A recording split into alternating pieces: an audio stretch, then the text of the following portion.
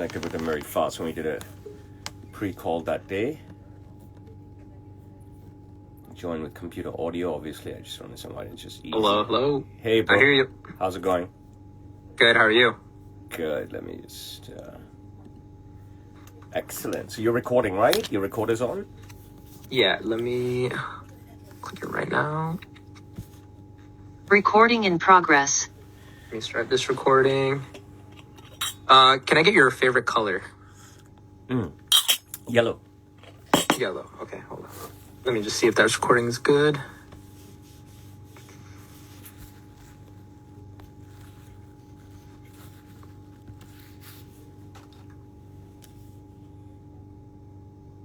Okay, perfect. So our mutual friend is your Chacha? Yep. Your dad? He's my mamu. Sorry? My mamu. Your mamu. He's my mom. You look a lot like him. Oh, really? So I had a really great time with him, okay? Yeah. And stuff. So he came in, and he came in a bit edgy and conservative, okay? And a bit unsure. However, it took a time to break the ice with him. Look, I see a lot of people every day, so I'm just trying to recall everything.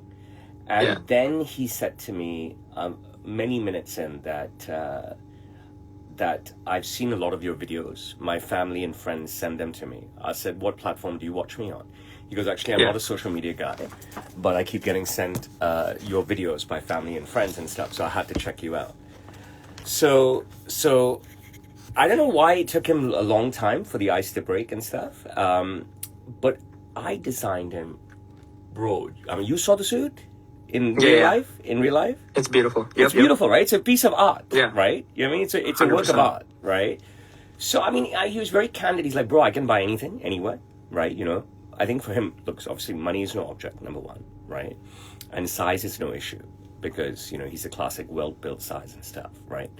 So if he's going to travel halfway across the globe, which is literally what he did, it's not a cliche, it's going to be for a piece, right? For a piece. And that's what we created. And he was extremely trusting. And the cost, if he shared the cost with you, I mean, if you do the math, right? How fucking cheap is it for what I gave him? You understand what I mean? Yeah. Right? And then we did the call, right? I said, for sure, I'm going to, you know, I'm very accountable and I'm going to, you know, call you and talk you through the suit and teach you how to use it and stuff. And he was over the moon. And I guess I shot some personal video for him so that he could send people, right? I think that's what happened. And stuff. And I guess he sent it to people. I can't remember what I said to him and what I did. Maybe you have a better recollection. Maybe he sent it to you. Maybe you watched it in advance of our talk today. Yeah. No, it's when he showed me the video, I was like laughing because I've never seen him in that position, you know? Yeah. Like uncomfortable and stuff like that. I wish I had asked you to send me the video. Can you hang on 1 second? I'm so sorry. I wish I had asked you to send me the video so that I could have watched it. Because I can't remember what exactly I said to him and what exactly I did for him. But it would be nice to recall. What I can say is, though, that I enjoyed my time with him because he was so wholesome. And, you know, I really like wholesome people. I think we live in an era where, for some reason, you know, wholesomeness is on a downturn. Give me a second, my air conditioner's not working for some reason. Girls, can you blast this AC? The inside AC is not working, and I'm gonna die here. I can't get this AC on. You know, I think we live in an era, for some reason, you know, like, you know, there's a lack of wholesomeness, and I don't understand why. You know, you can be a persona like myself, right? I believe I'm still a wholesome person.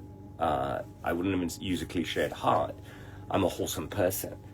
My first and foremost, all I want to do when I'm outside of my work is be with my children, hang out with my children, do stuff with my children, teach my children things. Yesterday, my middle child, Saria, she didn't go to school. She was coughing away all day. So I went home for lunch, quick lunch, to be with her. And I told her, Putu, 4 something, I'll be done with all my work. I have a gap there for an hour. Let me take you for a walk. Let me get you some fresh air, okay? Because I knew that her brother and sister would be at school all day and stuff. She already spent the whole day at home. And I said it to her multiple times and she didn't answer me back. And then at 4 something when I'd wrapped, right, I called her. 1 time, no answer. 2 times, no answer. 3 times, no answer. 4 times, she picked up. I'm like, Putu, come down, come to see me. Papa will take you for a walk. Please come down, please come see me. Papa will take you for a walk. She doesn't even answer me, so I hung up the call. 7 minutes later, she shows up at work. I said, okay, great. So I took her to the HKMOA, the Hong Kong Museum of Art. I've never been there. It's only a 5-minute stroll from my work. And it, you know, from the outside, it looks magnanimous. And the entrance is free. And it's 5 levels, but 5 gigantic levels. So the ceiling is so tall. And the museum, I mean, the displays, it's all Chinese art, right? Well, I mean, some of it was just mind-blowing, all right? And stuff. Now, I obviously didn't go for the fucking art. I didn't give a shit, right? Honestly, I don't. And stuff. It's just she's an art student, right? And I want to spend some time with her. I wanted her to, you know, and she'd never been there. It's only 5 minutes from my work and stuff. So I just wanted to open her eyes up to stuff and talk to her about, you know, the fact that obviously she knows, but I just want to reinforce so that art comes in every form. It doesn't have to be just paintings and drawings, which she knows, which we all know. It can be pottery and it can be sculpture, which we all know. But now we live in an era of installations. You know what I mean? Fucking, it can be iPads, it can be old TVs, it can be anything. But art is also what I do, okay? I think my favorite part of my work is creating amazing and eccentric suits for people, which is what I did for your mama, okay? And which is something you saw firsthand. Stuff that just doesn't exist. Like you cannot buy it off the rack. It does not exist. It was something that was created out of me jumping inside of him with my questions, eliciting answers. Eliciting answers doesn't mean I'm trying to force a specific answer, right? It's just I need to. My job is to bring my clients' vision to life, right? That's why they retain me. And you know, we focus on the parameters. You know, are you 21 years old and going to work for Goldman Sachs? Are you 19 years old and trying to interview for KPMG? Are you 31 years old and working for Deloitte? Or are you 41 years old and running your own business in Toronto? You understand what I'm saying? Climate comes into play, work culture comes into play, maturity comes into play, food chain and hierarchy comes into play, right? And, you know, I'm 20, this is my 26th year on the job. I will tell you wholeheartedly that I am the world's #1 expert, without a doubt, okay, on getting inside someone and bringing their vision to life, creating the most amount of utility for them from their suit. And why am I that guy? Forget my personality, my persona, this, that.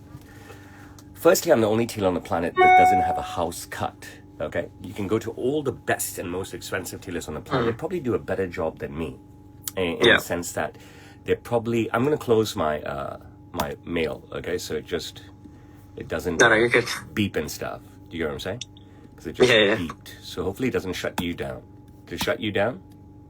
Nope, we're still here. You know, so they can be in England, they can be in Italy, they can be in New York, they can be in Dubai, right? And maybe they're all better than me in terms of craftsmanship, right? But I think that from what I've seen, and I don't look at competition, right? Stuff so just shows up, you know, from time to time. When people send me stuff every day, someone's bringing me something in to show me. You know, I don't try to push a house cut. I don't have a house cut, right? Yeah. What has made me remarkably successful throughout my career is that I bring people's vision to life. Whether the suit is a piece of art, this thing is still beeping. I'm sorry. You're good. Whether this, you know, it's a piece of art like I created for your mama, or whether it's the most basic fucking suit for some guy or girl, obviously, who has to do a job interview and in the midst of university or has to do an internship and stuff. But it empowers them, all right? Yeah. And without a doubt, right, another thing that makes me uber successful at what I do, right, is that regardless of the brief and regardless of what I think of the suit, okay, I could hate the fucking suit, okay? Yeah.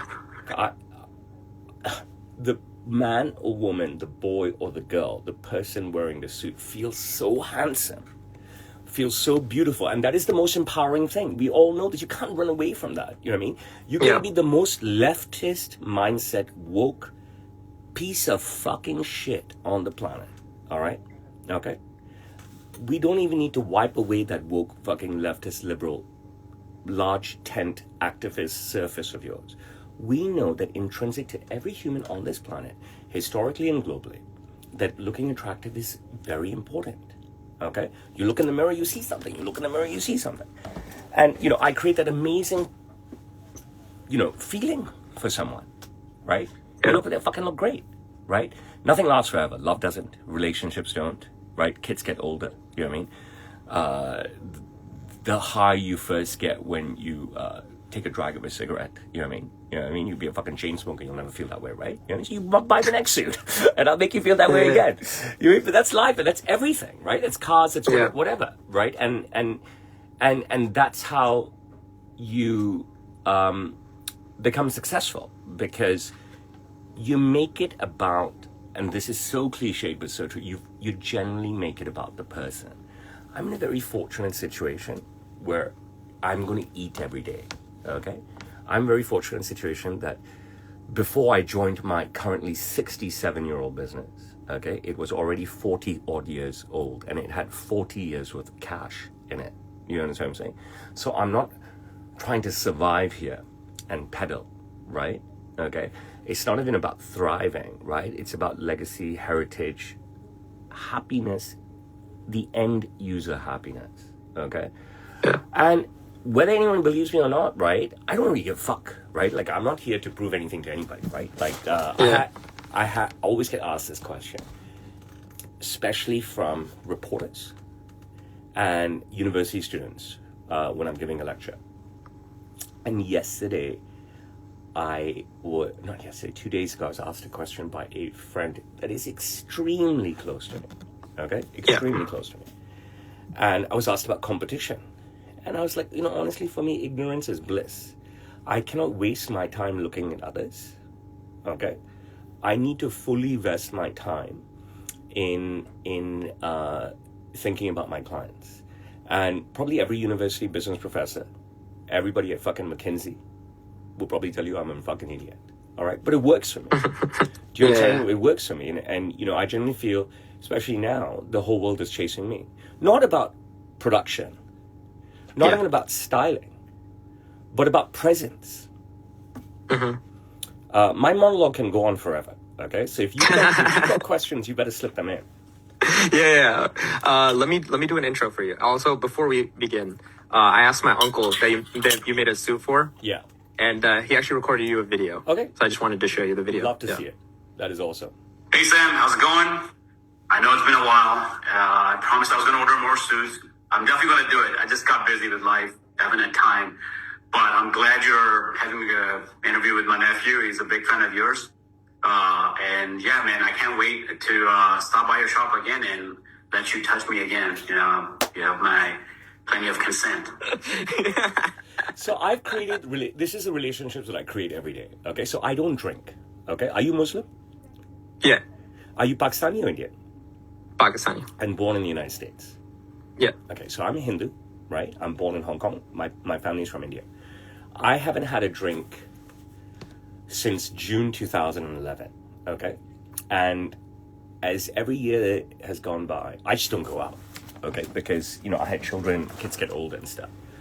But at the end of the day, I'm exhausted, because at the end of the day, I probably, I see a client at 10, I see a client at 11, I see a client at 12, and I see a client at 4, and I see a client at 5, okay? As in new buys, okay? And, I create, I make, I vest in, I fall into just amazing relation. I've only ever met your uncle once in person, right? And look at the profound effect that I had on him. Yeah. And I wouldn't say that he had any effect on me, but he had so much affection for me, okay? That, you know what I mean? Like, we don't know anything about each other, but we would easily say we're friends, right? So I cannot go out. I don't need to unwind. I don't need to drink. I don't need to meet someone. I don't need to talk to anybody. I don't want to talk to fucking anybody. I want to fucking come home and say to my children, what did you have period 1? Okay. Who did you sit with? What did they teach you? Okay. What did you have period 2? Who did you sit with? What did they teach you? What did you do in homeroom? You know what I mean? Any teacher fuck with you today? Any kid fuck with you today?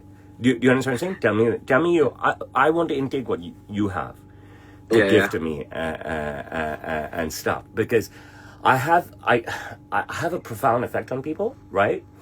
But I'm also very vested in each and every one of them. Now, it doesn't mean I'm going to remember everything the next day, right? Yeah. Right? You can't pin that on me and stuff.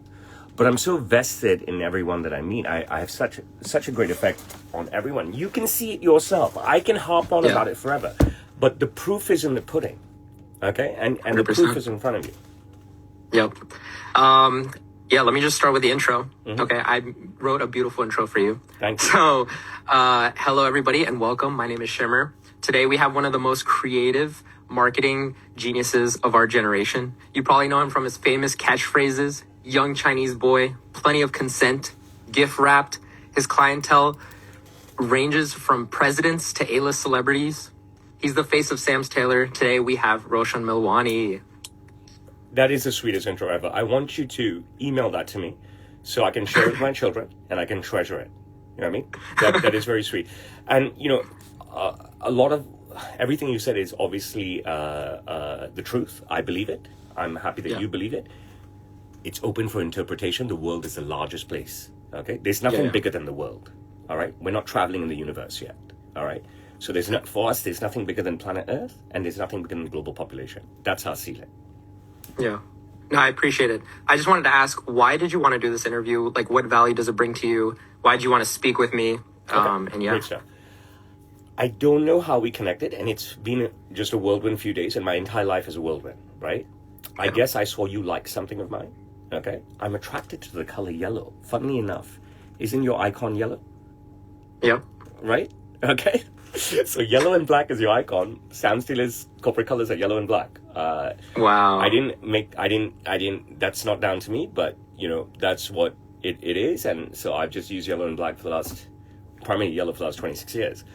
So I dropped you a hi, right? And we started talking from there. And then I just saw that you do interviews, okay? I didn't know until you told me later that I had worked with your mama. The world is the smallest place, bro. It is so, the irony is so thick, right? Yeah. And you look young. And I felt that you would be able to give me a platform, right, to connect with your audience, okay? The things, but most importantly, okay, whether you had 2,000 followers, 20,000 followers, 200,000 followers like you had, or 2 million followers, you looked mature and educated, okay? You were articulate when you spoke. You were none of the ebonics fucking bullshit, no cap, you know, low key. I don't even understand the language, okay? Yeah. And I'm not being a dick, or maybe I'm being a dick, right? But when you are in a small circle, all right, you can talk the fuck you want, how the fuck you want. People understand great stuff, okay? But when you're trying to make an impression, or when you're speaking to someone for the first time, unless you're fucking Eminem or Jay-Z, all right, and have that presence, bro, you don't own the right to talk in any other way except proper, articulate English, okay? So there are many things that attracted me to you, all right? The way you dress, the way you speak, the way you're groomed. And I spoke about you this morning to someone very close to me. And I told this person, I don't talk to many people, bro. I just talk to clients. You know what I mean? I shed friends long ago. We can discuss that if you want and stuff, right? And I just, you know, I said this to this person. I just said there was something about him, like there's something about Mary, right? And, you know, I always go on instinct. And ironically enough, I had made a suit for your mama. I mean, it is nuts. And look at us 48 hours later, right? Okay? Yep. We're doing this. So I don't really have an answer for you, bro. You know what I'm saying? I don't really have an answer for you, but I had conditions, okay? You said immediately yes to my conditions. Do I believe you will do it? No, right? That's no disrespect to you, right? Yeah. I am a lover, okay? I love Shah Rukh Khan, okay? So I have so much expectations of humanity, all right? Yeah. But ultimately, humanity, for some reason, in the last 2 decades, is such a watered-down version of itself, right? Yeah. People are just not responsible. So I gave you my conditions. But obviously, I cannot expect you to do anything that I ask for, right? Right? Yeah. I'd be a fool. You know what I mean? Why would I waste my time, my efforts, my heart, my feeling, my emotion, expecting you to do anything? But if you want things to happen in life, right, then you have to take a punt. Okay? And you look like a great guy to take a punt on. and stuff. And, you know, I just thought that there's, you know, you're handsome, you're articulate. I want to be speaking to someone like that because it's rare nowadays, right? To find someone your age that reminds me of myself. Not necessarily at that age, but right now. Wow. Thank you so much for the kind words. I really appreciate that. No, seriously. I wanted to get to the origin stories of Sam's Taylor, because obviously your name is not Sam. So where did that name come from? I can account for the last 48 years, but not for the full 67 years. So I will answer that question. Some of the questions that I answer, okay, are based on what I've been told the most number of times, okay? You come from a South Asian background, okay? So you know that old people that emanate from South Asia tell their version of the truth, and it supposedly becomes the truth. So very briefly, my grandfather came to Hong Kong from India via Singapore in 1952, okay? And he worked for a tailor, a Chinese tailor, and the Chinese tailor couldn't speak English, and Hong Kong was a British colony, and the Chinese tailor sent him to the border of China, where the British barracks were, okay, to take orders every day from the British people, whom my grandfather learned English from, and whom they trusted, made a relationship with him, placed their orders with him, etc., etc. He'd come back to the tailor shop, process the orders, deliver the goods back and forth, blah, blah, blah, blah. 5 years later, apparently, he had saved enough money to open up Sam's Tailor and bring my dadi, my chacha, and my bua, along with my father, who is the oldest child, to Hong Kong. This is what I've been told a number of times by both my father and my chacha, okay? Was I alive for it? No. Are they fucking born liars? Yes, they are, okay? Fucking liars. Two biggest liars on the fucking planet, my father and my chacha. You know what I mean? No disrespect to them, I believe them, it. But they lie like that. Bro, before, person asked him, they talk to CNN, bro. Before the truth, it's a simple question. Just tell the truth. A lie will come out. They only lie. They're the typical thing. You watch the most stereotypical fucking South Asian people. You know what I'm saying? Like in every fucking ways, you know. Covers on the sofa, plastic around the remote control. You know what I mean? Why is the light on in here? Why is the AC on? And every stereotype, okay? Yeah. You know what I mean? They signify it, okay? Why was it called Sam's? It could have been called Nick, Joe, John, Tim, Bob, Paul. Anything with one syllable. Because, no disrespect, complete truth. It's complete truth during the 1980s and 90s when I was here. It's complete truth in the early 2000s when I was here as well. British people, for some reason, no matter what, even though they have Annabelle, Isabel in their names, cannot pronounce multi-syllable non-English words, okay? They can't. Broadcast this to every Brit on the planet and have them castigate me, but this is the fucking truth, okay? The fucking truth, okay? So he's looking at his name. His name is Narandas. What could it could be maybe Nick's Taylor's. He's looking at his first son's name is Manohar. Manu could be Mike's Taylor's. He's looking at his daughter's name, Rupi. Don't know what the fuck. Could be Ruby's Taylor's. He's looking at his last son, Sham. Last child, Sham. Okay, he's the baby. Let's call it Sam's Taylor. No glorified story, no amazing story, no great origin story. This is not Logan becoming Wolverine. You know what I mean? And stuff. That's all it is. So Sam Taylor was wrong because the British could not pronounce fucking multi-syllable foreign names, let alone foreign names at that time. Okay, yeah, so that's how I decide my Starbucks order name. Okay, what's your Starbucks order's name?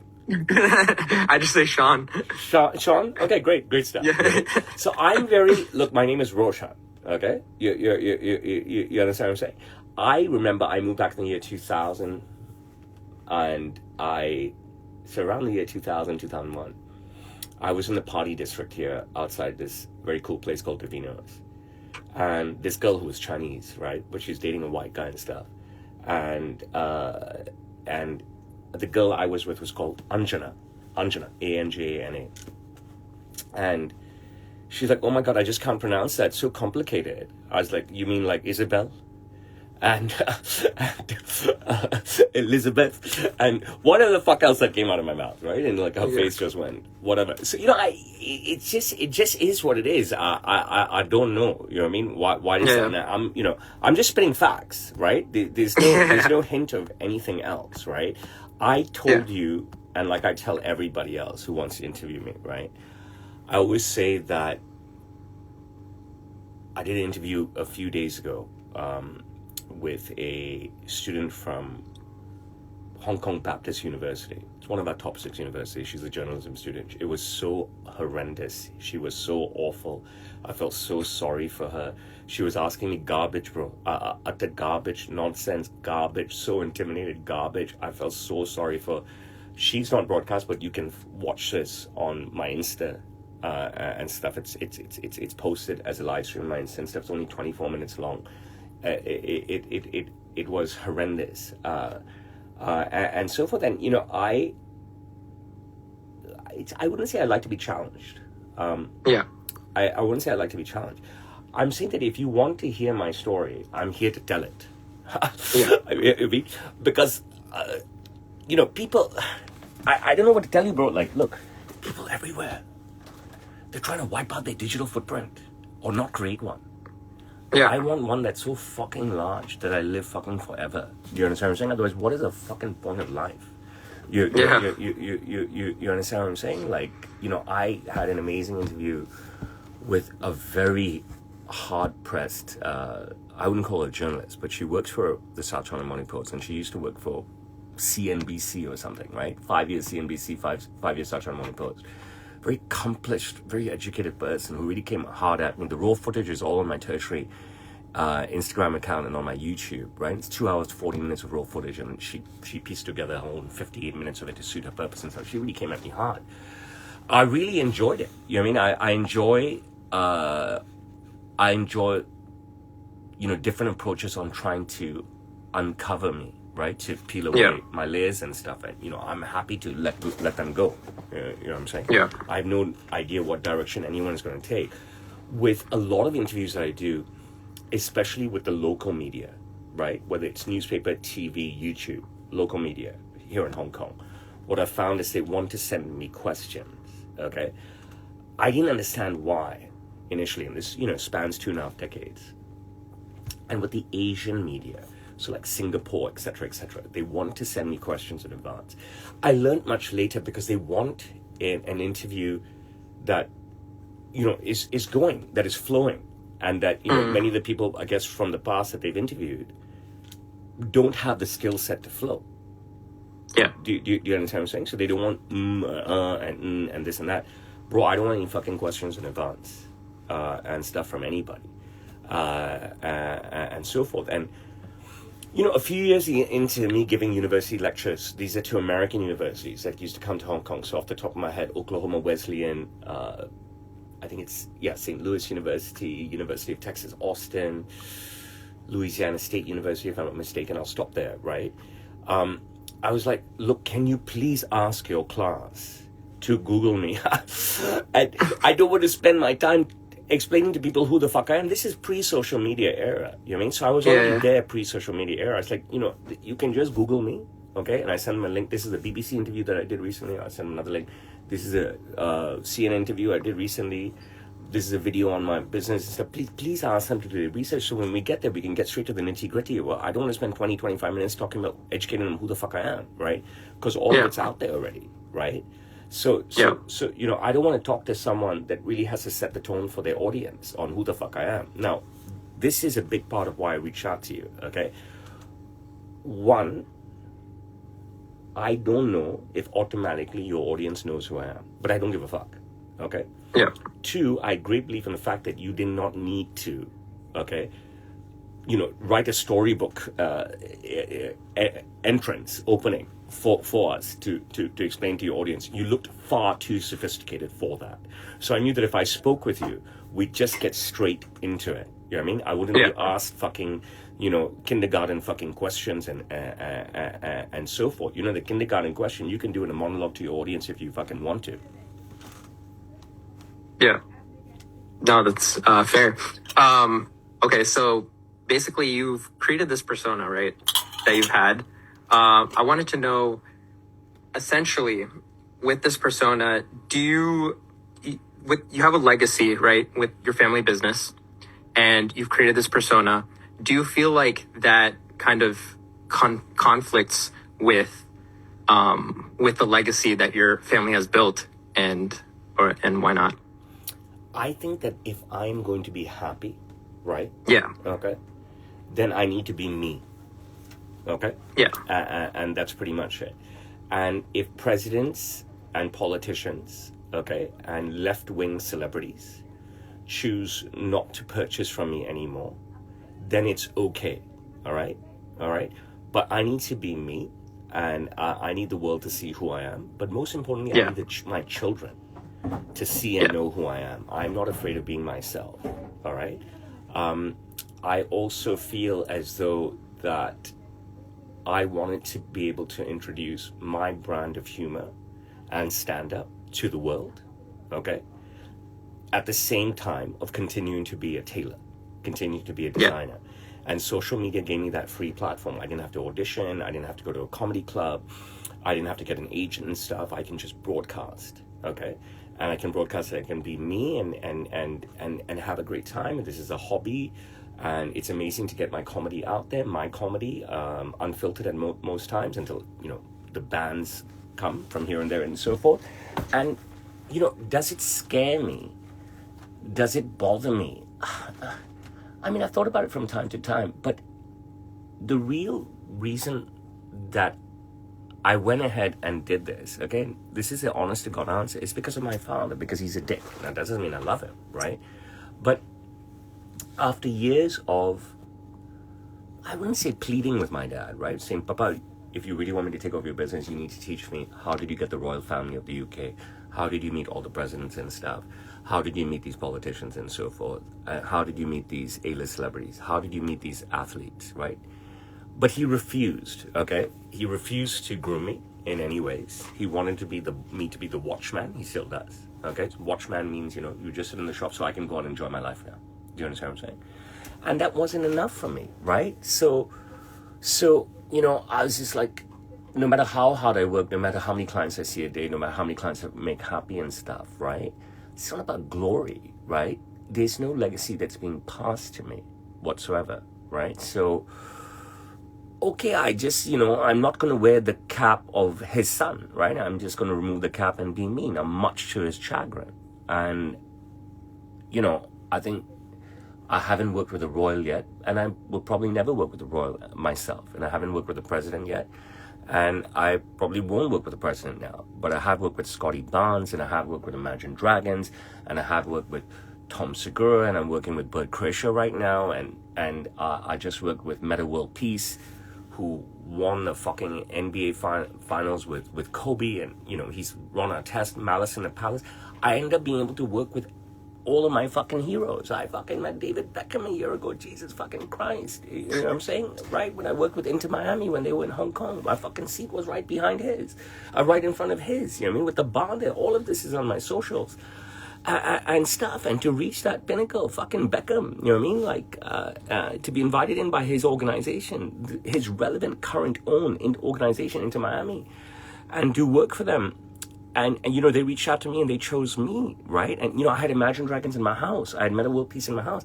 I got to be doing something right. I starred in Tom Segura's pay-per-view special. Joe Rogan featured me in alongside Tom Segura and stuff. And, I could go on and on and on and on, right? So I'm happy that I have this resounding success based on who I am, okay? It's not inherited, right? And I'm not even saying for 1 second I'm the hero, I'm the man, I'm the champ. I openly say that, bro, the foundation is my father's. But, recently I had a staff meeting. And I was very livid with my staff. And it doesn't matter, we could get to that, we don't have to get to that. But I said this. I said, I've given my father respect at every turn. I could have called my Insta handle Sam Steele. I could have called it Roshan Malwani. I could call it Roshan the Homo, Roshan the Chute, Roshan the Dick, Dickhead, Dick's Tailors, fuck with, fuck ass. And when I walk the streets every day, whether it's in Hong Kong, Tokyo, Kuala Lumpur, Osaka, Dubai, Dallas, Guangzhou, etc., okay?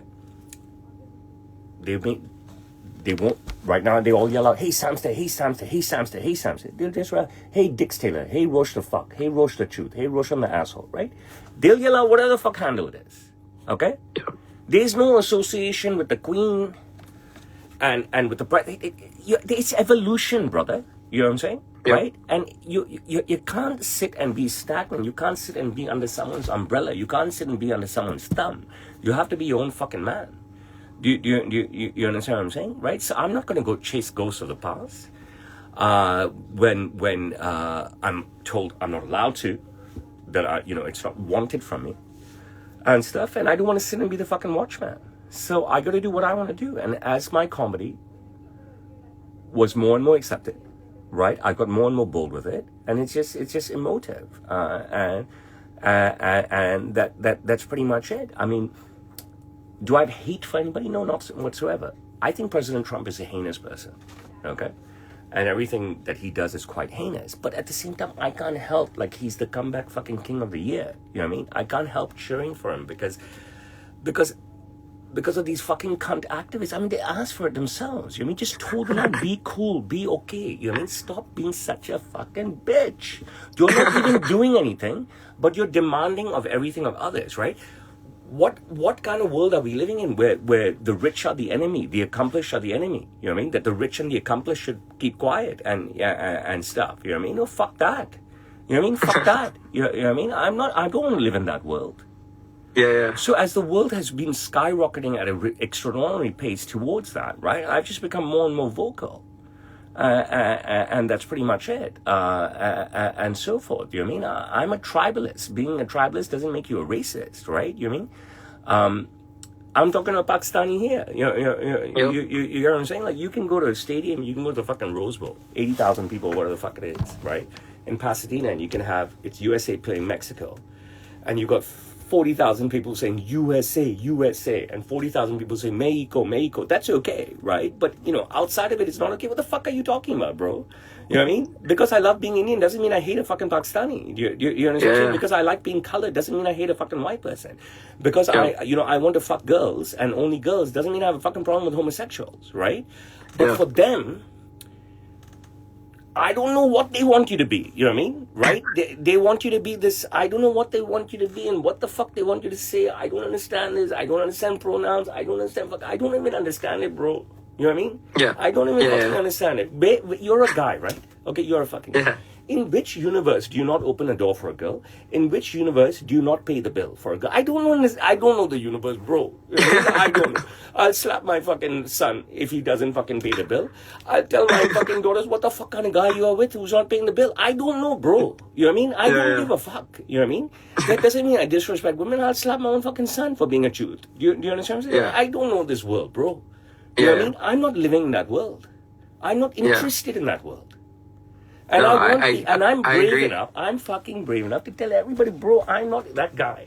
I'm not interested in that world. Okay? Yeah. You can be as feminist as you want to. I'm opening the door for you. You okay? Yeah. You can be a feminist fucking lesbian. I'm paying the fucking bill for our coffee, whatever this is. Do you understand what I'm saying? Does that make me narcissistic? Does that make me a misogynist? I don't understand how. These big words, I don't give a fuck. You know what I mean? They're gutter words. You know what I mean? They're gutter. They're words of cowards. Cowards use words as weapons. Yeah. Do you understand what I'm saying? Cowards use words as weapons. Cowards use this labeling theory, this Big Ten shit. They're fucking cowards. They're fucking cowards. Do you understand what I'm saying? I don't know what the fuck these words mean. In this world, it affects these social media platforms as well, right? And you've been banned from these platforms. Is it because of what you say? Is it because of what you do on these platforms? 1,000,000%, and I keep pushing the button. The bro, ultimately, you just get banned. If I get banned from everywhere, my message has already been out there for years and years and years. Okay, I'm not a one-hit wonder. I wasn't good for 1 or 2 years. I've been going since 2018. You know what I mean? I've been connecting with every generation. You know what I'm saying? And that's not ego, it's just facts. You asked a question, I give you an answer, right? You know what I mean? There's ways to get out there. You know what I mean? It's not just social media, right? You know what I mean? Few months ago, I got flown to Manila, okay, to be interviewed by a guy. Understand my age, first of all. You know what I mean? I'm not a teen or 20 or even in the 30s, okay? I flew to Manila to be interviewed on a show on their free-to-air #1 network, all right? So what's the population of the Philippines? Like 120 million people, okay? It's free-to-air, all right? So it's like, NBC, ABC. Do you understand what I'm saying? You live in the United States or Canada? Yeah, United States. Sorry, so you understand what I'm saying? And the guy who asked me to be interviewed, the guy who was going to interview me, Yeah. he spent 5 years at CNBC or MSNBC, I can't remember, I think it's CNBC, as an anchor, okay? 17 years as the head anchor in the BBC in Singapore. And another 5 further years as the head anchor of CNN Philippines, okay? Understand who the guy is, and you know what I mean? Understand that you can ban me everywhere. There's other mediums to get your word out. People are interested. Do you understand what I'm saying? And there are many facets to me, right? Like, you're focused on something specific, potentially. We still don't know where this is going, right? Okay? Now, this is all from this year, okay? Look at it. This is a major article that came out on my birthday this year, okay? In the #1 circulated Chinese newspaper in Hong Kong. All right, #1 circulated Chinese newspaper in Hong Kong. I don't know what their circulation is, but you're talking about potentially 7 million plus people, correct? Okay, and this is about my horse and my lifestyle. Okay, and I'm gonna focus on just one thing first. Okay, and this came out last year from the #2 circulated Chinese newspaper in Hong Kong. Okay, full page, right? And this was focused on my horse and my IG following. Okay, and these fuckers don't care about plenty of consent. They don't care about, white guys having their ass rubbed. They're not interested in that, bro. They're not interested in it. They're like, who's this guy? Proud son of Hong Kong. We want to talk to him, man. He's a proud son of Hong Kong.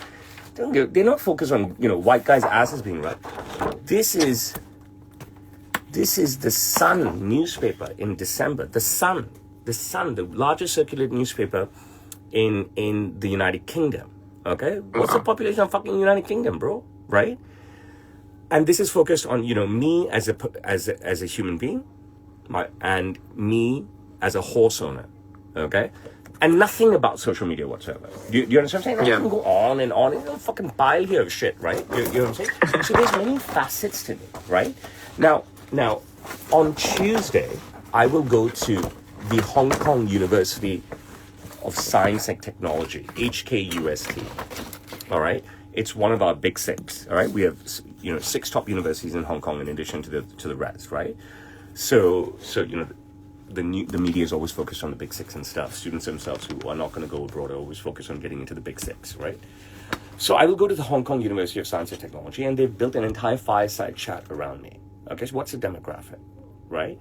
Anywhere between no money, medium money, or lots of money, Chinese kids, guys and girls, 21 years old, giving me an hour and a quarter, bringing me in, creating reels to advertise the event, and wanting to have a chat with me, right? There is a plethora of ways to get your message out there, right?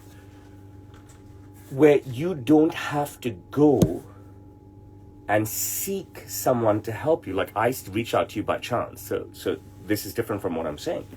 But let's just be honest. I mean, if I get banned everywhere, you hire a publicist to get your message up, which is what everybody else is doing already. Okay, where's my success? I don't have a publicist. I do everything myself, and I use the free channels that are available to me. Okay? Yeah. I tell my team always, after I accomplish something, I tell those who are close to me, this is why I get paid the big bucks. I bring Imagine Dragons to my fucking shop and house. This is why I get paid the big bucks. I bring Meta World Peace to my house. See this. How much it costs you an ad like this? Okay, how much will an ad cost you? Right? How much an ad costs you in the sun? I've done this on my own, right? So this is why I get paid the big bucks. Now, if I fail miserably in every way possible, what's the last avenue, which, hopefully we'll never have to go down? But even if we do, so what? There's no shame in it, because every other business on the planet, historically and globally, is done. They get a publicist. Yep. Right? We're not anywhere near there. Correct? Yeah, correct. No, that's beautiful. You know, with using social media, and even not using social media as well to increase, your brand, your personality. You have a strong personality. Did this come from your parents? Like, was your mom like this? Was your dad like this? Or was it just, you came out of this like nowhere? Bro, I had a really fucked up childhood. Okay. Yeah. So, but this is not a boo-hoo story because I've always been paid. Yeah. Okay. And I don't believe in mental health issues. All right. I've been very vocal about that. All right.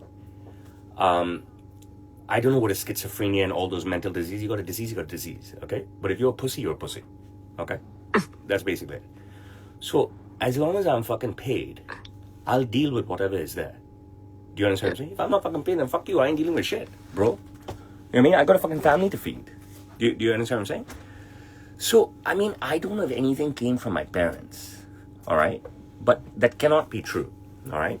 My parents split in 88. I was only 11, all right? And then they had a fucking nasty divorce and shit. They're idiots. They're still nasty now. They're stupid. They're stuck in the past, the two of them. I mean, they're idiots. They never evolved, even though they both got remarried very soon after the divorce. Okay, even though they both married to their second partners more than double the time that they were actually married with each other, married to each other 12 years and stuff. They're already, post 25, 30 years with their second partners and stuff. But they fucked up. But, my dad is a very hard worker, okay? I don't know if I get that from him or because I see he works so hard, I have to work so hard, okay? That's number one. And number two, my mom was a very confident, articulate, worldly person. She was always interested in the world. But she was very, I don't know if anti-Indian is the right thing to do. I think she wishes she was born non-Indian. She wishes she was born fucking white or something. And so forth.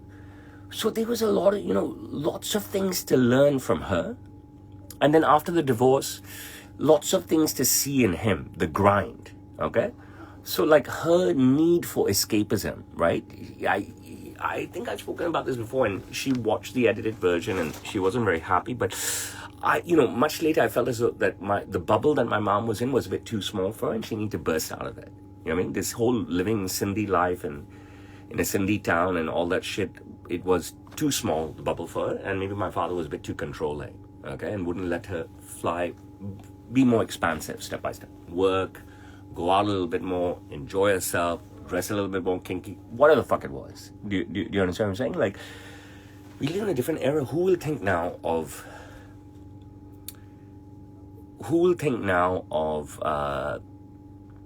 keeping their wife locked up at home and not letting them work? Do you understand? This is unheard of bullshit, right? You know what I mean? Yeah. The Americans harp on about Afghanistan. None of them even fucking been there, okay? I've lived it, okay? Your mamo has lived it, okay? Your nana, nani, dada, dadi have lived it. Do you understand what I'm saying? I don't have time for that bullshit and stuff. So yeah, I think, would I say they have had a profound effect on me? I don't know, bro. And I'm not really even thinking about it. You know what I mean? Because I don't like this. I don't like psychology. I don't like to think about shit. I don't like looking at the past. I don't like anything to do with the past. Because there's nothing, the past offers you nothing. It really doesn't, because it's gone. Okay? If you can't learn from your mistakes, you're stupid. Okay? All right? And the only reason, and if you do the same thing over and over again, it's definitely psychosis. I've learned this from every woman I've ever been with. Okay? I'll be called a misogynist now, that statement. Okay? And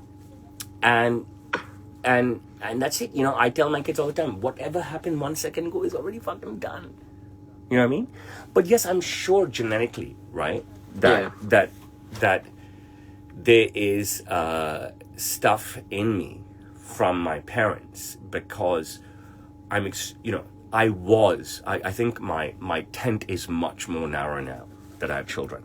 Okay? My tent is much more narrow now. I was far more worldly and open. And I think I got that from my mom. Okay? And, public speaking and confidence, I think I got from my mom. And grind and hunger and ambition, I got from my father. Bro, I want to be somebody. You know what I mean? My dad doesn't want me to be anybody. Okay? He wants me to be the watchman. This is not a boo-hoo-hoo story. This is fact, right?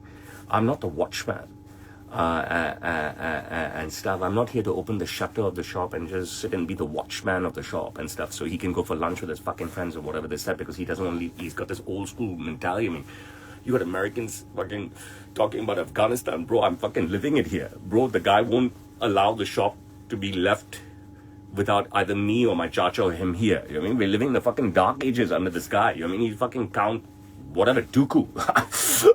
I tell you, he's fucking Count Dooku, bro. He's the fucking Grim Reaper, bro. He walks with the darkest cloud over him, and he's dragging a fucking dark cloud behind him. You know what I mean? That's my father and stuff. His only saving grace has been his success with celebrities and government. Okay, he's a very decorated individual and stuff. So you cannot knock him, right? I'm his son, so I'm giving you an insight into him and stuff, and so forth. But yeah, I must have gotten the ability to speak, the ability to connect with people from my mom, genetically. Okay. Yeah. And also, I don't think my mom ever taught me things. She taught me a few things in public speaking, but she was gone when I was 11, right? But she did, in grade 5 and grade 6, groom me for public speaking. Okay. And my dad, the grind. You know what I mean? The ambition. I mean, it's there.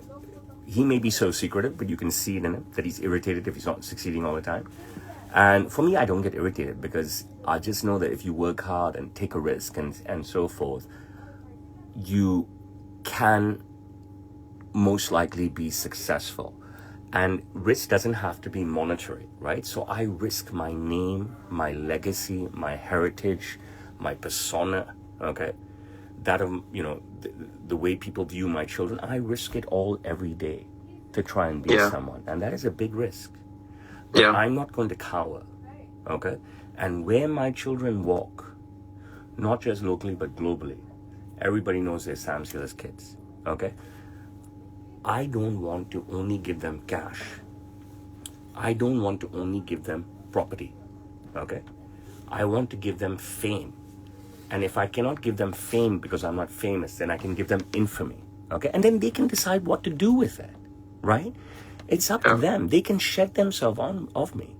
But at least I want to create a foundation that's so wide that, it enables my children. People ask me all the reporters ask me all the time, is it good to enable your children? What the fuck did I give birth for? What the fuck kind of... I don't know, who gives birth and then says, oh, we're not fucking birds here, that we throw the bird out of the fucking nest, maybe he'll die. Do you understand what I'm saying? I'm sorry, my job is to enable my children. What the fuck, do you know what I mean? Like, I don't even understand. I brought them into this world, I'm not going to enable them? Well, I mean, you're talking nonsense. People, they're talking nonsense. You know what I mean? Like, one of the things that gets thrown at me, that you're enabling your children, then what the fuck am I there for? I want to be the big bad wolf on my kid's side. You know what I mean? Yeah. I want my kids to fucking walk. And they're fucking Moses. The Red Sea parts for them. Because everybody knows their father's the big bad wolf. Okay? And I'm happy giving them that. It makes me fucking happy. Whether they want it or not. Nobody's gonna fuck with my kids. And that's it. That's beautiful. Yeah. And it's it, you know what I mean? And, it irks a lot of people. I don't give a fuck, bro. It's how I want to parent. You understand what I'm saying? And that is not something I'm mindful of. It's not a list that I wrote. It's not an object of mine. When I say object, I don't mean something physical. I'm not an objective of mine, right? And stuff. Not an aspiration of mine. It's just me, bro. You know what I mean? It's just me. For me, it's all about my kids. The spotlight is about them now. Whether they can be cast into the spotlight, whether they can command the spotlight, they can at least share the spotlight. 1, when the time calls for it. And 2, whilst they're not there, I can keep making opportunities for spotlight and making the spotlight bigger and making opportunities for the spotlight and making the spotlight bigger, etc., etc., etc., and making daily spotlights and this and that and that. And then when they can share it, they can share it. Yep. And stuff. So, bro, I would love to tell you that I would love to tell you many things, but I cannot tell you anything. If my father grew me at any given point in my life, then maybe I would have been like him. And happily so. Okay? But because he chose not to, I can't sit around and be the watchman. So I carved out something for myself. And here I am. And I'm not done, bro. Yeah. Believe me, I'm not done. You understand? No, I believe it. I'm not fucking done. You get what I'm saying? I'm not I'm not even fucking done. Yeah. But nothing I do is premeditated. There's no script. Yeah. There's no second take. It's all one and done. It's all quick and dirty. Nothing is edited. Okay? And nothing I do is premeditated. Okay? I don't know what the fuck I'm going to do. And that's basically it. Sorry, go ahead. No, I mean, you kind of answered the next question, but I was going to ask, like, what do you see as the future of Sam's Tailor? Like, do you see your kids joining? Like, I think the business is very difficult. Yeah. And I think it's a waste of time to think. Okay? Really? Yeah, I think it's a waste of time to think. I think what I know is that I saw when I joined the business that what 1 + 1 in business should be at least 3. But in my father's case and my uncle's case, 1 + 1 was a negative. Okay? And my dad used to always paint an ill picture of my charter. Okay? But it took at least 6 years, 5, 6 years, 7 years till I got married and stuff to realize that my dad was completely full of shit, that he was the bad one. Okay? And that he was constantly undermining everybody else and did not want to share the spotlight with his brother. And that he hadn't done so for all these years, even though his brother, whether you're selling the most, meeting the most people, we all have a job. Somebody needs to clean the fucking toilet, right? If I don't have someone clean my fucking toilet, nobody will work with me. Who's going to work with someone who doesn't have a toilet? Or doesn't have a clean toilet, right? Somebody needs to clean the fucking floor, right? Customer's not going to come in if the floor is stanked up every day. Do you understand what I'm saying? Everybody has a purpose. So everybody needs to be fed. And everybody needs to share the spotlight. Okay? So what I realized is that my dad, in order to, because of fear of losing number 1 status, top dog status, would undermine everybody and not share with everybody. And I realized that he was doing it to me as well, right? And different strokes, bro. Okay? I'm going to come back to answering your question, but, I'll tell you something. Everyone always says, what did you learn from your father? I say, grind, bro. Work like a dog. Work like a dog. I've given so many lectures to university people, so many Q&As, even on social media. What's your advice? I say, bro, if you can't work, you can't do anything. What's your advice on entrepreneurship? Can you work? No. Go to work for McKinsey. Go to work for Goldman Sachs. They'll beat you. And if you don't take the beating, they'll fire you. Okay? Because if you cannot be self-motivated, then you cannot survive. Okay? What's my advice? You have to work. And if you cannot, I think it is disaster for the world. Okay? Disaster for the Western world that young people fight the grasp of the McKinseys, the Goldman Sachses of the world and ask for 4-day work weeks, work from home, coffee lounges, this, that, set working hours. Bro, they're fucking themselves. Do you understand? You know why? Because you have whole of Africa, whole of Asia that are hungry. And if you keep thinking about yourself, bro, you're gonna be in the gutter. And that's the truth, bro. That's the truth. You know what I'm saying? Yeah. Goldman Sachs and KPMG and McKinsey, they should open their headquarters in fucking Nigeria. People will work like animals. They can do their banking work and fucking consulting work anywhere. They're wasting their time in the United States now, bro. They're brilliant minds everywhere. You know what I'm saying? So simple things. Papa, I want to do shoes. Everybody comes to me and says, do you do shoes? No. Papa, let's make nice cufflinks and sell them. Every other guy wants to buy cuff. No. Papa, tie bars. 1 in 10 guys buy tie bars. Even get 1 tie bar sale a day. How many tie bar cost? How much you can sell? No. Everything. No. Everything. No. Everything. No. Yeah. No. You're fucking crazy. You're fucking this. You're fucking... Yeah. You know what I mean? So I understood that, at first I thought, maybe my uncle doesn't want to work. But I understand that, my uncle is doing a shitload of work, but in his own way, in his own space. Because he can't be with this guy, this nut job and stuff. You know what I mean? And so maybe I got my narcissism from my father. You know what I mean? You asked me what did I get from him. Maybe I got my narcissistic side from my dad. Maybe I got my narcissistic side from my mom as well. Because both of them were extremely driven, and both of them were very, very selfish. And the main thing that I learned when people ask me what's your takeaway from your parents in how to be a parent, I said, bro, my childhood was so fucked up that they taught me the best thing, and I'm the parent that I am now because I thought these guys were fuckers. They never put us first. Do you understand? That doesn't mean we won't pay it, bro. It's not a boo-hoo-hoo story. Okay? Yeah. Doesn't mean you want a fucking Nintendo game, Sega game, you got it. You know what I mean? Doesn't mean we won't pay it. All right? and stuff. But we weren't groomed properly. Would I say we were neglected? I don't know, bro. You know what I mean? It wasn't wholesome. You know what I mean? There's no family dinners. There's no, there's no like Disneyland and shit like that. You know what I'm saying? Yeah. You get what I mean? It wasn't fucking wholesome, bro. You know what I mean? And I have that wholesomeness with my kids. Everything's about my kids. Everything's about empowering my kids. Okay? Everything's about empowering my children. For me. My money is for my children. What will I eat? I cannot eat more. How much can a guy eat? How to eat more? Do you understand what I'm saying? So everything's for my kids. You know what I mean? It's all about grooming them, experiences for them, and stuff, letting them go, and they can do whatever the fuck they want and throw sanctions and drain. I don't give a fuck. I've done whatever I had to do. I made money, and I made myself a global success. Look, every movie has to have a hero and a villain. Okay? And that's basically it, right? There's no movie without the villain. To some, I'm a hero. To some, I'm a villain. Okay? To some, I get the best actor award. To some, I get the best supporting actor award. But I'm there, brother. Yeah. I'm there. Others are not there, man. I'm relevant, right? So I want to be somebody. I want to be relevant. You know what I mean? And that's pretty much it. And nobody has to. I'm not giving advice, right?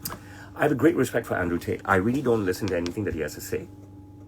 But why do I have great respect for him? I've never watched anything of his, ever, because I just don't have the time, right? I'd rather watch pull-up videos and dips videos and push-up videos and sprint videos with my son. Okay, and that's what I do.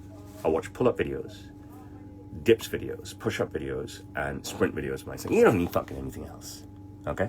You don't need a fancy gym membership and stuff, right? But I think that he's so bold and so strong and not scared of anything. You know what I mean? So whilst I said that, I honestly would tell you I don't know anything that he says. But obviously you watch CNN every day, right? And stuff. And I think President Trump is a heinous man and he's a boon to China, right? He's in power. My country is fucked. But with what they put him through, bro, and for him to come back and fuck them. First he beat it all. Now he's come back and he's like, I'm gonna fuck you guys. And one by one, he's fucking them. It's the best, greatest fucking story in the world. He's fucking everybody. Blatantly. He said, you fucked. He said it. He said, I'm gonna come back. And when I'm back, I'm gonna fuck you. And everyone's like, yeah, great story, great. Oh, okay, great. This is the hype. This is the pump. Let's put him in power. It's gonna be great.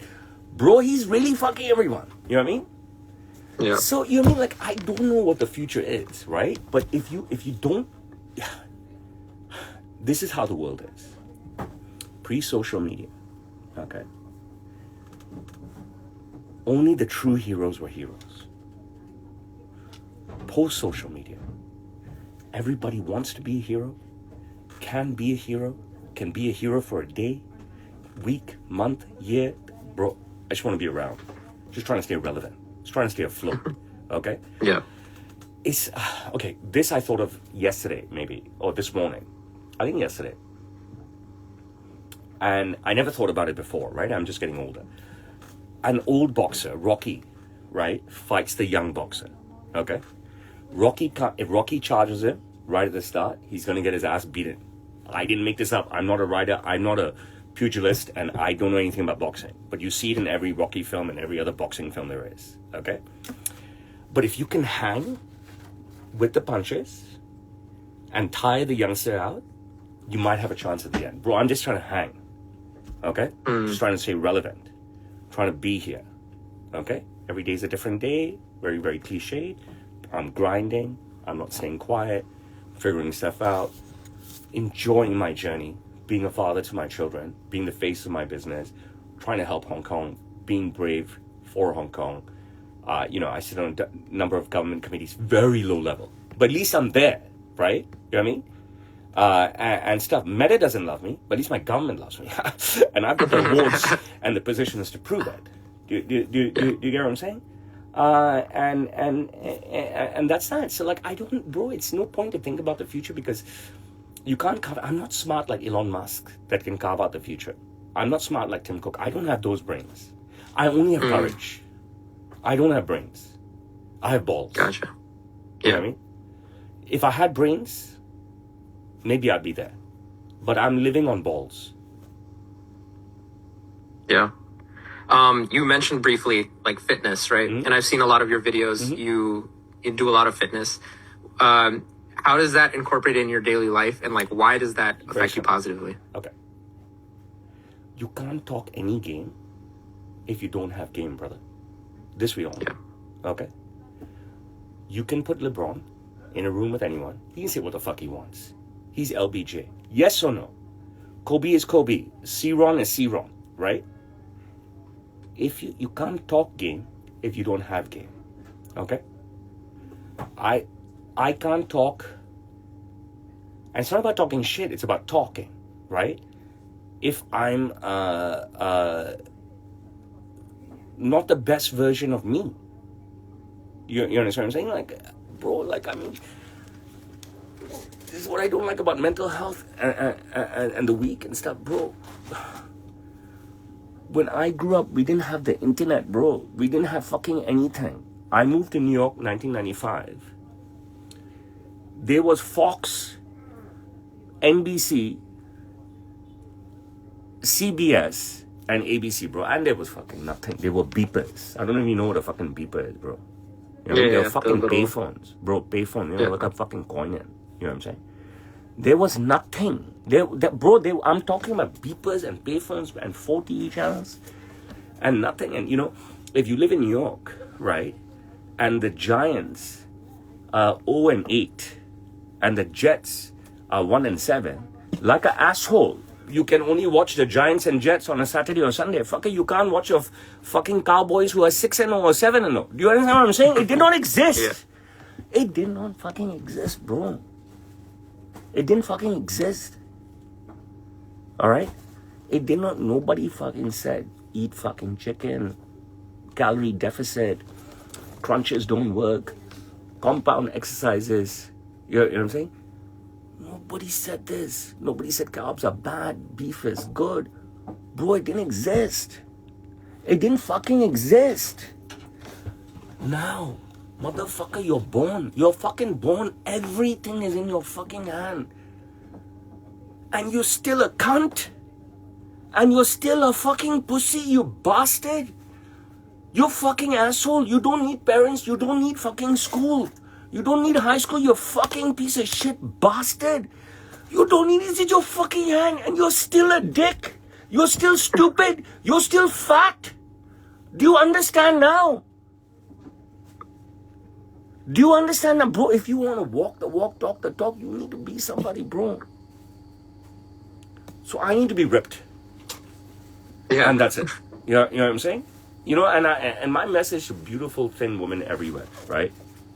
It doesn't matter how paid your man is, all right? If one, his gut is sticking out like the pig that he is, or two, he's fucking sleeping while you're awake with the kids, and he's not up trying to make a better future, so it doesn't matter how paid he is, leave that motherfucker. He ain't fucking worth it, bro. And that's the advice I'll give you. You be the best man you can be to the woman you choose, and you be the best father you can be to your children. And I'll tell you a great anecdote. So, you know my children, right? Serena, Sari, Rian. They're now 15, 14, 13. I think they're globally famous children. And I take that is the fact that the world knows Rian is my greatest achievement. The world knows Rian is my greatest achievement. I empower my children, not like my father who undercuts his children. Bro, you know what I mean? My father cuts my legs off every day of my life. I empower my children. You know what I mean? The whole world knows Rian, and that's my greatest trophy in the world. Rian, a decade ago, maybe. So, of course, we live in Hong Kong. The government is amazing, right? Yeah. And the unique thing about Hong Kong is that even though you have immaculate public health care, people still buy private health care as well. You know what I mean? It's just a mentality thing. You know what I mean? Mm-hmm. So the school says and the government says at certain ages you have to go to this doctor, have to go to this dentist, and then you're alleviated from it once you get to a certain age, right? But the government wants to take care of its citizens, okay? Our government is very proactive, okay? People say communism sucks. It's fucking bullshit. Bro, communism is the way to go, okay? I don't know what communism means, okay? Fucking way to go. So Rian gets taken to the government dentist by my wife. So the dental nurse asks him, so what does your dad do? And Rian says, he goes to the gym. So the nurse starts laughing. And my wife starts laughing. And Rian gets a bit irked. She goes, no, And Rihan's a quiet guy. What does your dad do? He said, my dad goes to the gym. And she laughs even more. And my wife laughs even more. She's like, no, what does your dad do? He's like, I told you my dad goes to the fucking gym. You know what I'm saying? He goes to the fucking gym. The fuck is it? Why are you laughing at me? I know he's not saying that, right? But you can imagine, right? He's like fucking John Travolta inside a baby saying, you fucking cunt. My fucking dad goes to the gym. And then to his mother, you fucking bitch. What the fuck are you laughing at me for? You're my fucking mom. My dad goes to the fucking gym. He's your husband. You don't know he goes to the fucking gym? What's the ideology behind that story? You know the answer? Or should I give it to you? You should give it to me. My kids know nothing else, okay? Especially when they were young, till now. Whether they wake up early or they wake up early, dad's not home because he went to the gym. Whatever time they wake up, dad say he's come home from the gym. Okay? That's what they know. You want to be a good parent, you bring your kids into this world. You have a responsibility to educate them, to empower them, to feed them, to teach them morals, manners, chivalry, good health, the entire package, bro. We ain't fucking birds throwing kids out of a nest, okay? Our culture, and this is not a knock, this is hereditary, bro, okay? Who's that great fucking comedian? Hasmin Minaj, Hishman Minaj, what the fuck's that guy's name? Hasan Minaj. He is brilliant. You don't think he's brilliant? Yeah, he's smart, yeah. I think he's so educated, he's so intelligent, you know what I mean? So intelligent. Bro, I think ingrained in us, we don't throw our kids out at 18 and we don't put our parents into homes, all right? So I think, just the way we are, you know what I mean? Like, we're just wired a certain way and I'm wired that way and maybe I'm overly wired that way. But for me, you ask me about the future, everything's about my kids. My work is about my kids, my lifestyle's about my kids, my workout's about my kids. We go to the pool. I've had a visible six-pack since 2016, okay? Don't believe me? Instagram shows it to you, YouTube shows it to you, Facebook shows it to you, okay? We dial back 9 years, there's Roshan Placid with the six-pack. It makes every Sindhi in Hong Kong puke, you know what I mean? Good, I want them to puke. I don't have to do anything, I post a fucking photo myself, and they puke, okay? But their kids should see their father at the poolside, my kids are with me, with a six-pack. Not the fucking guts outside. They shouldn't think that it's okay, right? It's not vanity, bro. It's health. Do you understand what I'm saying? No matter what I do, bro, my kids eat like shit. I'm not even saying I'm successful. No matter what I do, my kids eat like shit. But you can't just tell your kids, don't eat this and eat that. You can't just tell your kids, get off your ass, you know what I mean? Throw your iPads, throw your iPhones and stuff. You have to also demonstrate. And even if I'm 9 years in the failing, who knows, this summer I might be lucky. Next summer I might be lucky. I am confident that the switch will flick and they will eat super healthy, be super healthy because I want longevity for my children, bro. You know what I mean? Yeah. They know their dad doesn't drink. They know their dad doesn't go out. They know their dad exercises. They know their dad takes his health seriously. You know what I'm saying? They know their dad only eats carbs and dessert on the weekends and stuff, right? They know their dad's not a fucking freak. Right? But, Monday to Thursday one way, Friday, Saturday, Sunday, whatever you want, we'll do. You know what I mean? Yeah. All I'm trying to do is teach my children. And you can believe me or you don't believe me. Anybody, I don't give a fuck. You know what I'm saying? I'm not fucking here. I'm not playing on a stage under spotlights for anybody else, bro. I'm doing this fucking for me. And that's pretty much it. And stuff. And, I'm telling you, bro. I'm telling you, you can see it in my tone. You can see it in my face. When you bring children in this world, it's a big responsibility. And that's it. You know what I mean? You have to give them a life. Whether that's enabling them, making them lazy, spoiling them, I couldn't give a fuck, bro. I couldn't give a fuck how I'm labeled, right? I give a fuck about how I treat my kids, how I take care of my kids, how I educate my kids, how I yell at my kids, how I discipline my kids, how I tell my kids off, this, that. You know what I mean? I'm not Mr. Softly, bro. You know what I mean? My kids fucking yell the living shit out of them, you know what I mean? You know what I mean? And that's basically it. They're gonna fucking yell that, they know it. They step out of line. Yeah. Yeah. No, that's beautiful. I think that's like a beautiful lesson that a lot of people, especially in America, need to hear. So I don't know. I don't believe in these participation medals, right? Okay. Yeah. So, I'm trying to think. Okay, so Rihanna was going to get some participation medal. Did you stop it from happening? I told my wife, and I told my son, you dare go fucking get that thing. You didn't win. You didn't earn it. You didn't fucking earn that piece of shit. You did not play the final. You were in the squad. You did not play the final. You were not a first teamer. You take that medal as fuck. It wasn't happening.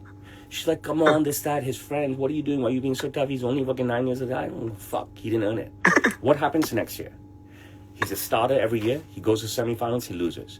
What happens the next year? He's a starter. They win in the final. What happens next year? They get knocked out. So he has a big trophy year 3. Okay. What happens the next year? They get knocked out. So they go to the plate and they win the plate final. I told him, bro, the fucking plate, man. You know what I mean? Fuck you. You know what I'm saying? Like, it's whatever. Right? Focus. There's no participation medals. What's the point? We're not here to soften them. Right? You want to be somebody, be somebody. You understand what I'm saying? You want to be somebody, right? I don't think I'm being tough. I'm just being realistic, right? There's no participation medal in the NBA, Premier League, Formula 1. You know what I mean? Whatever happened last year, Max Verstappen is Max Verstappen. Yeah. You know, I've never been a Max Verstappen fan, ever. You know who Max Verstappen is? I don't mean to be a dick. No. Max Verstappen is I don't know. 4-time now Formula 1 champion. I think he's 4 in a row. Okay? Yeah. And he's young, early 20s, fucking genius. And I was never a Max fan. Ever. And I cheered against him this season. He undertook so much hate this year. And my son is a huge F1 fan. He took so much hate from the FIA. So much hate from his woke ass, preppy fucking freshman fucking competitive drivers. So much hate from the fucking woke ass press. Bro, I couldn't help but support this guy. You know what I mean? Like, and he won. He won through all the fucking hate. You know what I mean? Wow. Bro, it was the greatest fucking season ever. Because no driver in the history of Formula 1 ever, because of the media world that we live in, had to undergo this much hate. Okay? Why do I love LeBron? Why does everybody love Michael Jordan? I don't get why does LeBron not give... I don't know how you can say that LeBron and Kobe were not better than Michael. You know what I mean? I mean, as athletes, you cannot compare what we have now to what you had in the 80s and 90s. We know this to be true, bro. We know this to be true. You understand what I'm saying? My greatest wish for LeBron and Kobe is please don't chase ghosts of the past. Yeah. Please only live in your future. Okay? Who came before you? Okay? Kareem, Magic, Larry Bird, Isaiah Thomas. I'm not even a basketball fan, bro. You know what I mean? Okay? I'm not even a basketball fan, right? Michael Jordan, nothing. I don't see anybody, not even Steph Curry, okay, going close to these two guys. Okay? And we are blessed. I am blessed that they are my generation. And I have seen their entire career. It is a blessing for me. And if I was older, I'd probably say the same thing about Michael Jordan and stuff, right? But I saw Michael play, right? And I mean, he was brilliant. And I saw all 6 championships. And he was brilliant. I saw his comeback on the Bullets or the Wizards or whatever the fuck they were called in Washington, okay? And I saw his ownership, whether it was of the Hornets or Washington, everything. As athletes, okay, nothing compares to Kobe and LeBron. I mean, they are supreme, okay? As athlete, nothing compares to Cristiano Ronaldo. He is supreme. He's supreme. Not even Messi? I mean, I said I'm talking about physicality. Oh, okay. Okay, I'm talking about physicality, right? Gotcha. Like, I mean, just supreme. Messi's brain, his turn of foot, his stuff is amazing. No hate, bro. No hate whatsoever. Yeah. No hate whatsoever. You know what I mean? And stuff. I just know both of their journeys. I'm not saying that Messi had it any easier. I'm just saying that, I don't know, Ronaldo's fire was just more attractive to me. Yeah. I just couldn't help myself being more attracted to him. No, I get that. Because, like, Ronaldo, he had to, like, come up. Messi kind of had that talent. I don't want to...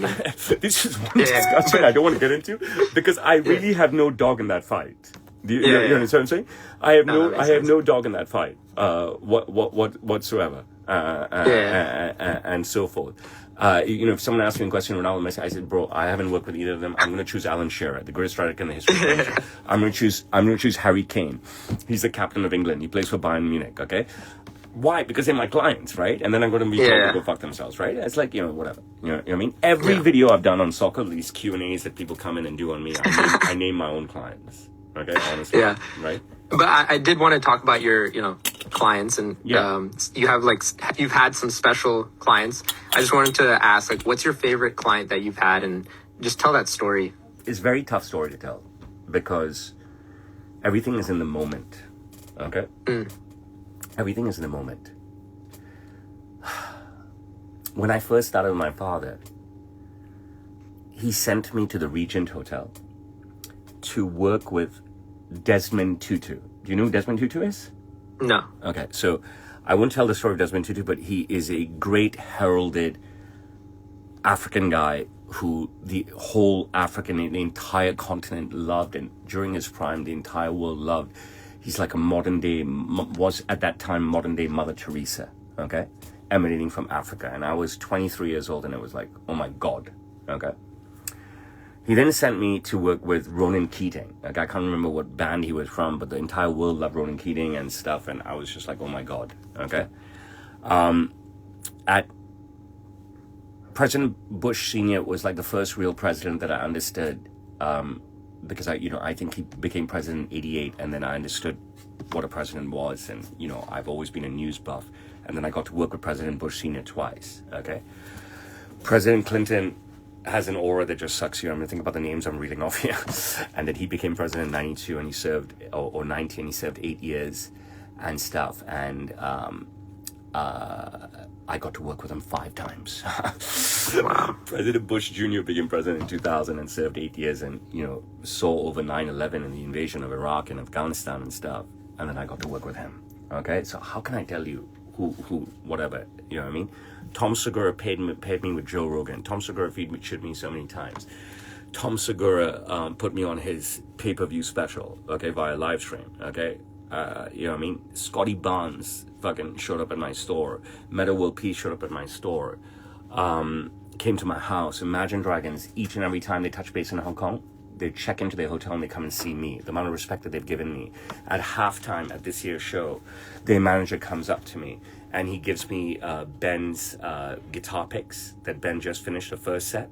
Okay, and he gives them to me, and he gives me Daniel's drumsticks. Daniel had to quit the band because of health reasons. Daniel Platzman, he said he could have given this to me in the store, he could have given this to me in my house. He waited till halftime, and he gives me Daniel's drumsticks and stuff. You know what I'm saying? Like, I don't know where to begin, where to end. I met Kevin Spacey in his suite pre-Me Too, and this pissed me off about my father.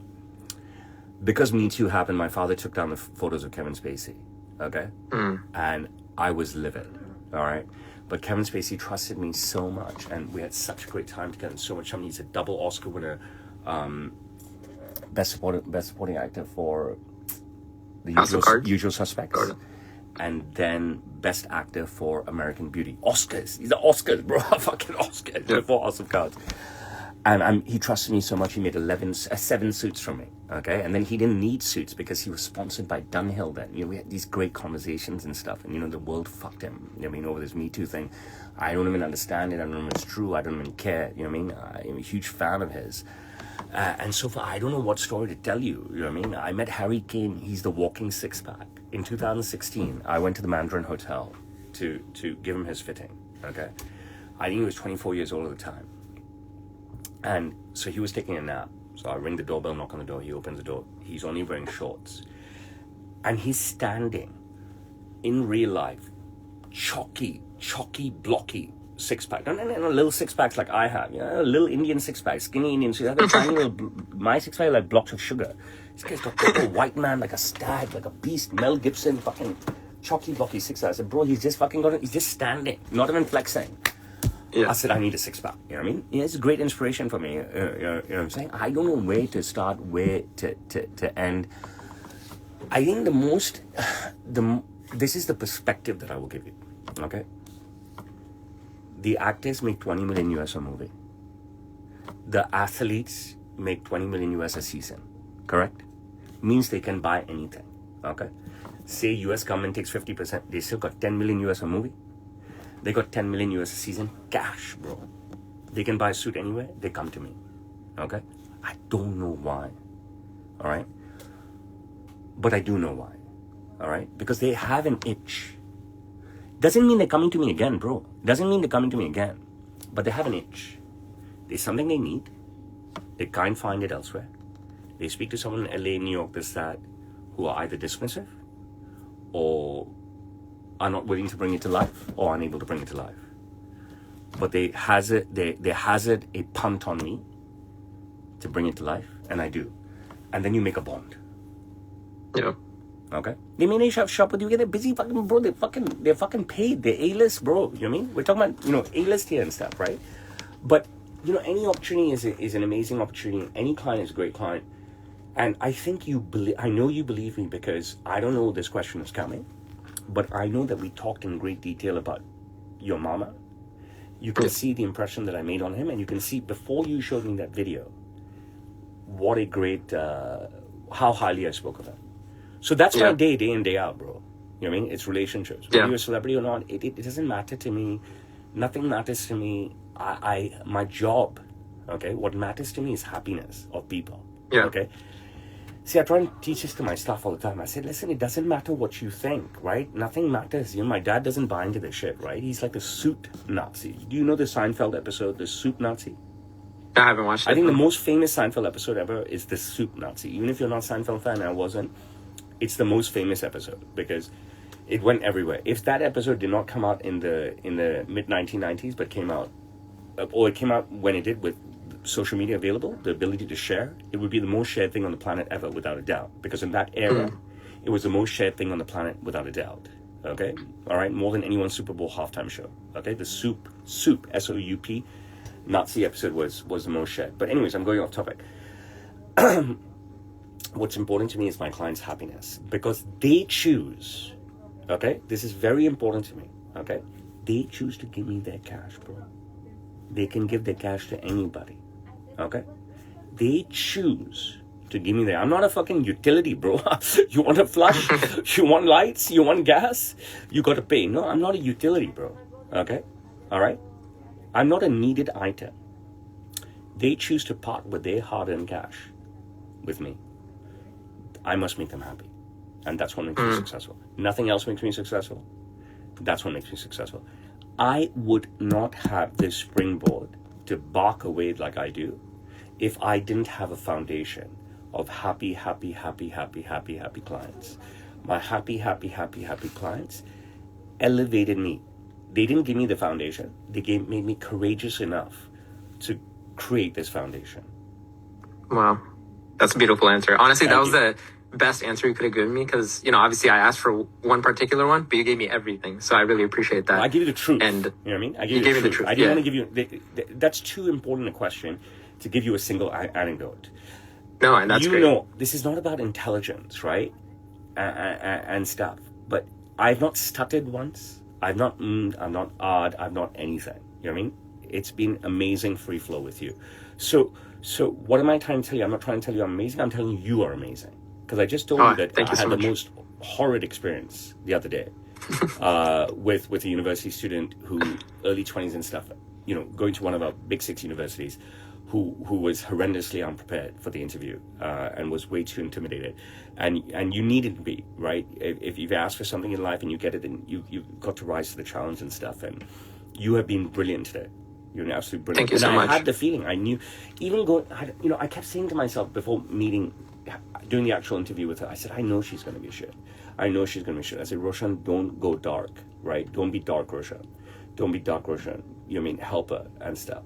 But she was so ghastly that no good Roshan could come up, because I'd be lying to my audience then.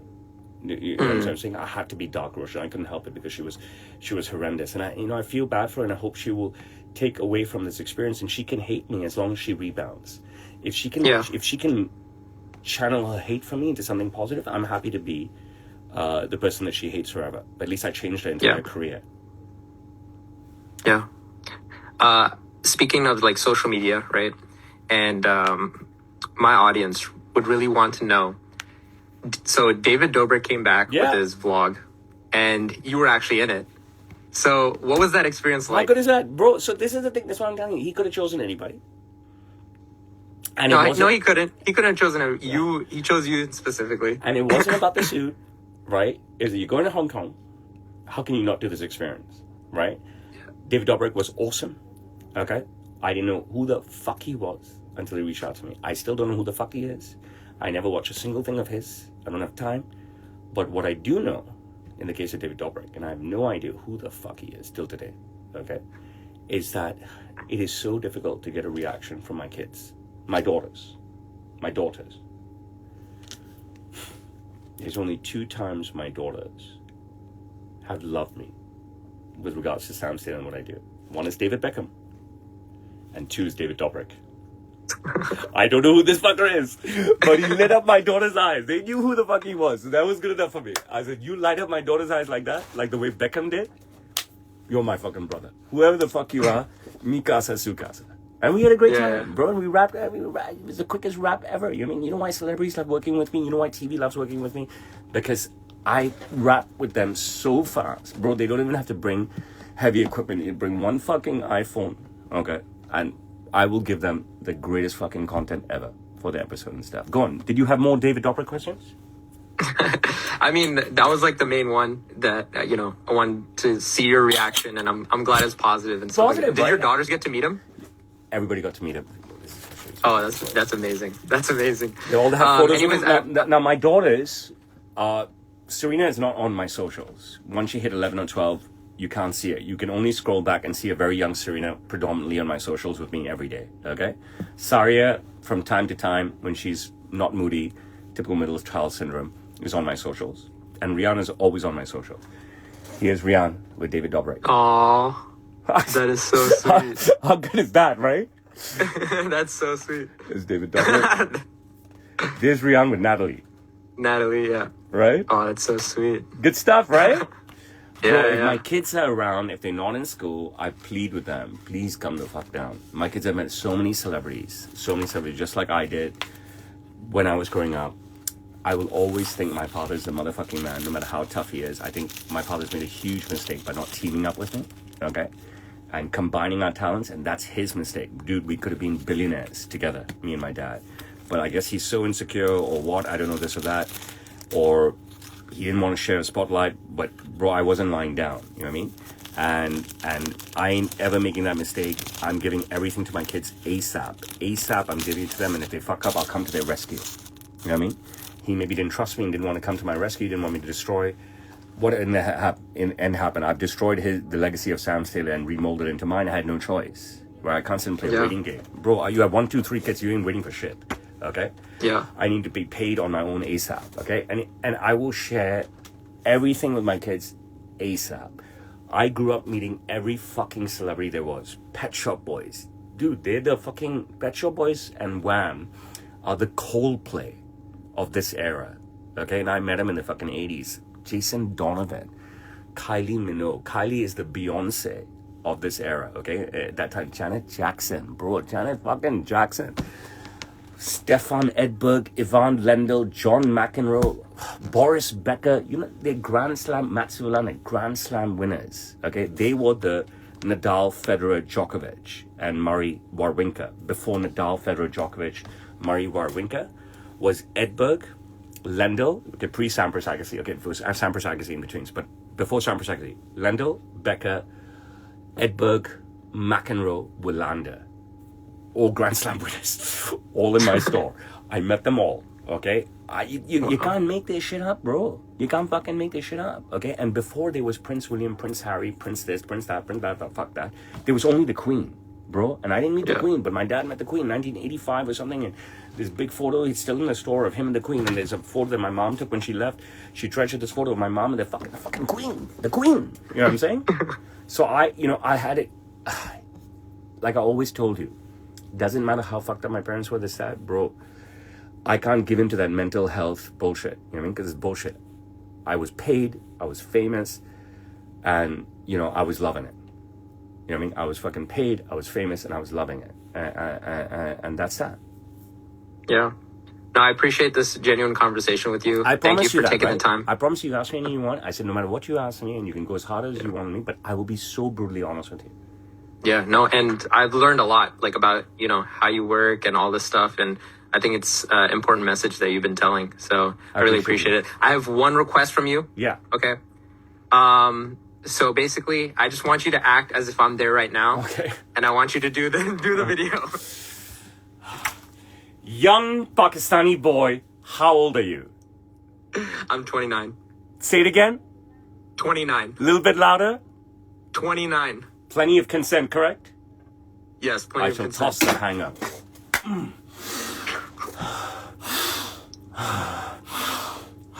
Two-button, glorious hand, needle, and thread pick stitching on a narrow notched lapel. My bucket breast pocket with a curve and kick. There is the peak of the pocket square. Even the young Pakistani boys are absolutely gift wrapped. I mean, absolutely gift wrapped in my 4D fit. Let me open up this young Pakistani boy and show you the glory of the inside.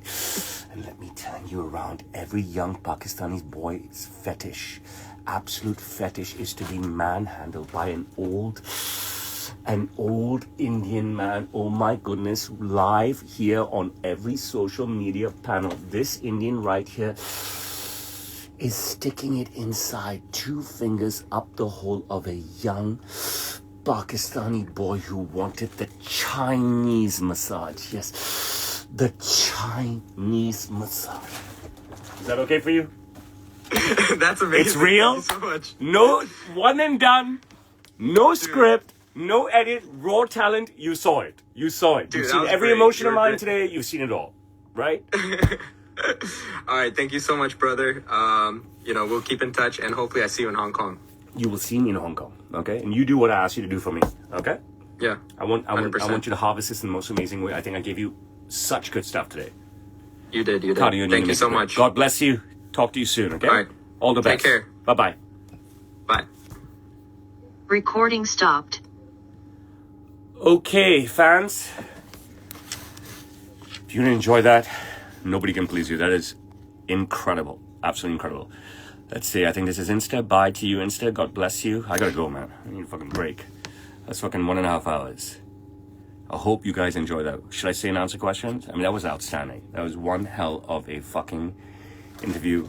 Amazing interview. But no, I need to go. If it was 30 minutes, I would say and answer questions, but it was just brilliant.